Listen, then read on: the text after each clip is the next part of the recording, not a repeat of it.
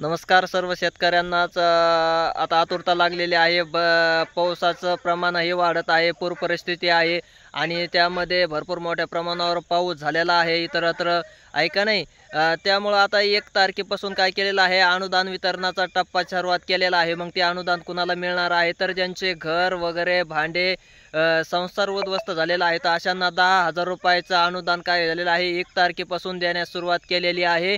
अशा लोकांना की ज्यांचं संसारच उद्ध्वस्त झाला आहे, ऐका नाही, घराची पडझड झाली आहे, अशा शेतकऱ्यांना काय केलेलं आहे आपली 1 तारखेपासून अनुदान वाटप करण्यास सुरुवात झालेली आहे। त्याच्यानंतर जे अतिवृष्टीचं आहे ते सुद्धा अनुदान काय होणार आहे, मिळणार आहे। मग हे पैठण सारखं शहर पूर्ण पाण्यात गेलं आहे।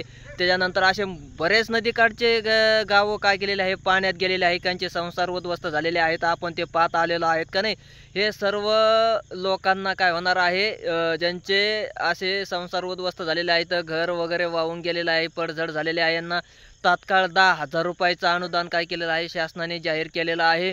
आणि तात्काळ त्यांचे पंचनामे सुद्धा सुरू आहेत। पंचनामे झाल्यानंतर त्यांना 1 तारखेपासून काय होणार आहे, 10,000 रुपयाचं अनुदान मिळणार आहे। जे पात्र शेतकरी आहेत त्यांना सर्वांना काय होणार आहे, मिळणार आहे। अतिवृष्टीचे सुद्धा पंचनामे अंतिम टप्प्यात आलेले आहेत, त्यांचे सुद्धा सर्वांचे पंचनामे झाल्यानंतर काय होणार आहे, ज्या भागात खूप मोठ्या प्रमाणावर नुकसान झालेलं आहे अशा भागाचं काय होणार आहे, अतिवृष्टीचे पंचनामे होऊन त्यांना तात्काळ नुकसान भरपाई मिळणार आहे, असं सर्वच मंत्री महोदयांनी काय केलेलं आहे, सुनावलेलं आहे, सांगितलेलं आहे। पंचनामे करण्यासाठी खूप काय केलेलं आहे, तातडीने पंचनामे चालू आहेत। हे आपण बघत आहेत आपल्या भागामध्ये जवळपास पंचनामे होतच आलेले आहेत आणि काही भागामध्ये पंचनामे चालू आहेत, कारण पूर परिस्थिती आहे, अतिवृष्टी आहे, सतत मे पासून पाऊस चालू आहे आणि त्यामुळं मग अशी योजना काय केलेली आहे, तातडीने मदत कशी शेतकऱ्याला देता येईल ही योजना शासनाने हाती घेत तात्काळ